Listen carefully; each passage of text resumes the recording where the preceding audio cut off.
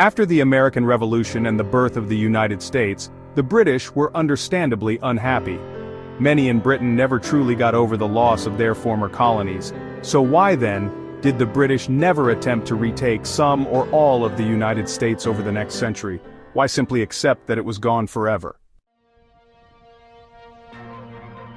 In the immediate aftermath of American independence, Britain wasn't in a rush to change the status quo.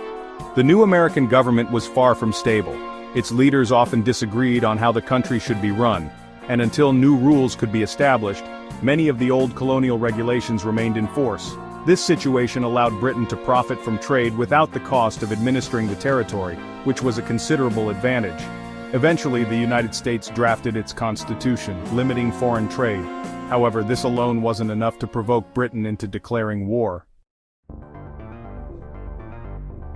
At the time, the British government didn't feel particularly threatened by America's independence. In Parliament, the prevailing belief was that monarchy was the natural form of governance, and as such, the new American Republic was destined to fail.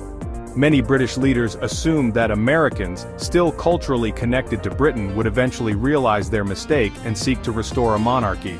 If this happened, Britain presumed they would turn to King George and reintegrate into the empire.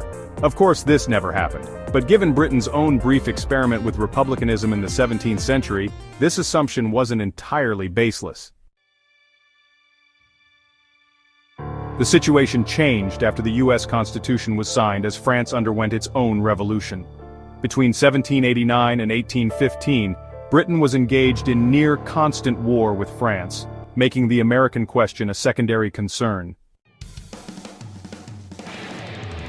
However, tensions between Britain and the US culminated in the War of 1812, the last realistic opportunity for Britain to reclaim American territory.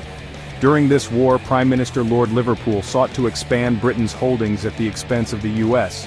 The border between British America and the United States was poorly defined, and Britain hoped to annex Maine and create a colony called New Ireland. British forces occupied much of the area during the war, and it was believed that, with a successful campaign, the Americans might concede the territory. However, during peace negotiations, Britain never formally demanded any land. The primary reason was that Britain's attention was focused on Europe.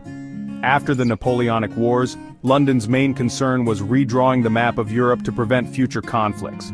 Securing American territory was less urgent compared to stabilizing Europe and avoiding further war with France. Consequently, Britain offered to return to the pre-war boundaries, and the US agreed. In the following decades, Britain's focus shifted to expanding its empire in India and Africa, as well as countering Russian advances in Central Asia. North America became less significant, and by the mid-19th century, the United States had grown too powerful. Any attempt to reclaim American territory risked not only defeat but also the potential loss of Canada. Thus, the dream of reclaiming even an inch of American soil faded permanently. Britain's priorities had shifted and its ambitions lay elsewhere, marking the end of any serious efforts to reincorporate the United States into the empire.